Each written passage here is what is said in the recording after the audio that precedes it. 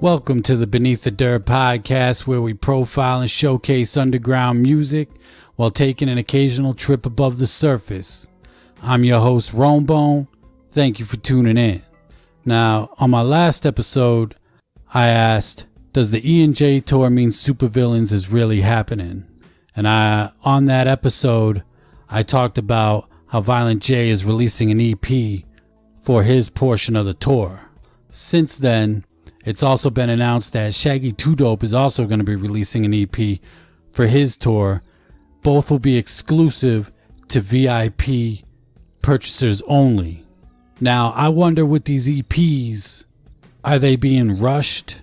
Are they just being put together something real quick for the tour? Have they been working on them? Are they outtakes from the Fearless Fred Fury sessions? What are these EPs really going to consist of? We don't have a title for Shaggy 2 Dope's EP. Violent J's EP is The Black Eyed Kids. And I speculated, since he's going on tour with Esham, that we might even get some Esham features or production on his EP.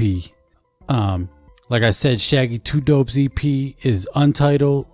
We don't know how many songs are going to be on each EP. If I had to guess, probably 5 or 6.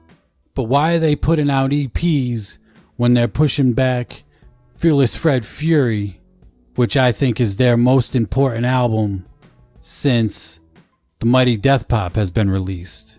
Because I think that The Missing Link was a complete flop. I've said it before, I didn't enjoy those albums at all. Why are they working on solo stuff or putting out solo stuff when they should be focusing on nothing but Fearless Fred Fury and getting ready for that album? Now maybe Fearless Fred Fury's already wrapped and they just needed to put the final finishing touches on it to get it ready for release, and that's why they pushed it back. I don't know. But who's going to be producing Fearless Fred Fury? Who's going to be producing the EPs? I talked about how it is, to me, really important that Mike E. Clark comes back into the picture. Mike E. Clark is ICP. Mike E. Clark defines the sound of ICP. Nobody that has ever produced for them gives them that sound that when you hear it, you know it's ICP. We need Mike E. Clark back in the picture for ICP. But Mike E. Clark has been busy the last couple years being the sound engineer for Kid Rock on his tours. And it's been announced that at the next Astronomicon, the pop culture convention that Twisted throws, Project Deadman is going to be performing at the Monsters Ball on February 8th inside the Astronomicon Hotel with Blaze Your Dead Homie, the ROC, and Twisted. This is interesting to me. This almost confirms that we're not going to see Mike E. Clark on Fearless Fred Fury. Shortly after it was announced that Project Deadman was going to be performing at Astronomicon, Prozac of Project Deadman commented on the post saying, "Project Deadman, the PDM is coming back. Hashtag strange music." That makes me think that Mike E. Clark and Prozac are already working together. They already got Project Deadman in the works. We're going to get a new album. We're finally going to get the sequel to Self-Inflicted, which is long overdue. Is it going to still be called Horrific Thoughts? That originally was going to have King Gordy on it, but then something happened contractually with King Gordy where he couldn't appear on Project Deadman, and it just kind of died out. But now Project Deadman is performing at Astronomicon. Prozac saying PDM is coming back with the strange music hashtag. New PDM music. Mike E. Clark is working with Prozac. Mike E. Clark is doing business with Twisted, performing at Astronomicon. When was the last time we seen Mike E. Clark with ICP or done an ICP event? I think the last thing he did was Juggalo Day weekend when they performed Ringmaster in its entirety. I think he performed there. I think he did a solo set there. But anything after that, we haven't heard or seen Mike E. Clark associated with Psychopathic Records. Now, don't get me wrong. I'm hype as fuck for a Project Deadman album. That first album to me is a fucking classic. That was the album that really Prozac started coming into his own. He left Bedlam, did his solo thing. He released an EP before PDM. Teamed up with Mike E. Clark. We had Project Deadman. He went and did his solo shit. On all his solo albums, he had a few Mike E. Clark produced tracks on there. And they were usually the heavier, guitar-driven, political, in-your-face style kind of songs. Now, I'm hype as fuck for Project Deadman return.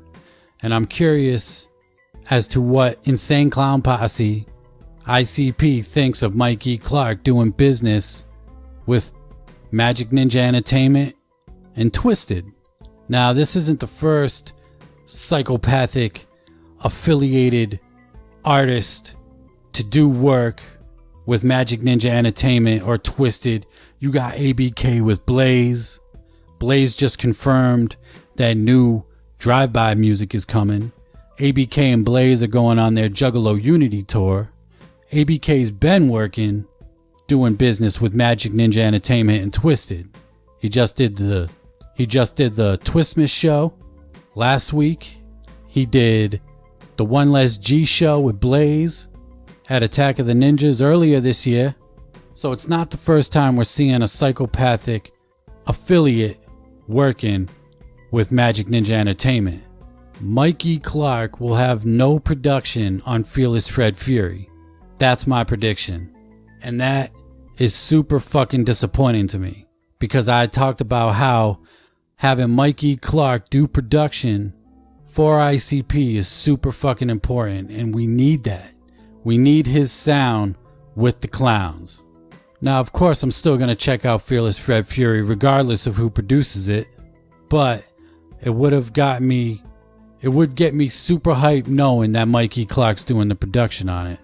But it also gets me thinking, since Mike E. Clark is doing the Astronomicon show, will Mike E. Clark have production on Twisted's next album?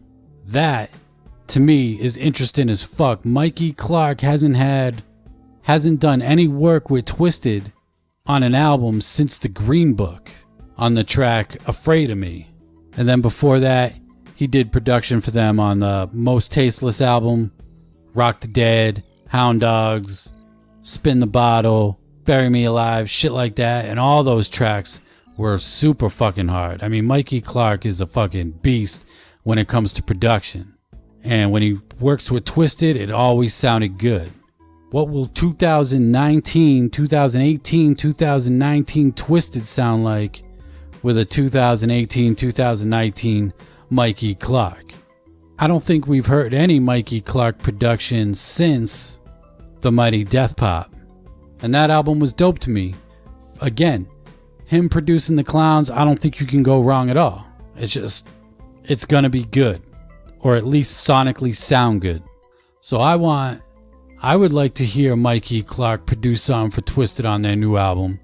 I know Monoxide said on one of his live streams that he does that the next one's going to be rap beats. You're not going to hear no guitars on the next one. Now we know Mike E. Clark loves doing guitars, loves doing that heavy shit, but he can also just do straight up rap beats.